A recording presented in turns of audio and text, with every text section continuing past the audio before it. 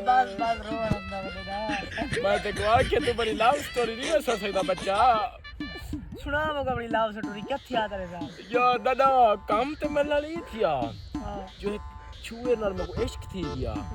daily दा खाती में भेजंदा से एक बे दो अच्छा एक ने हुआ क्या अपनी शक्ल लिखा मैं बढ़िया चुनिया में बासी में मैं न्यूजीलैंड दा हीरो लगाना पड़ गया पहुंच गया ओ मेरे सामने आई है ये सिर ते भरने मन के ढाई ये उठिए मैं कि क्या थी कि कमली देख के क्यों घबरा गई वो आदि दिल मेरी घबरा गई मैं कि तेरी दिल क्यों घबराई है वो आखे दिल दा मामला तू नहीं है समझ सकदा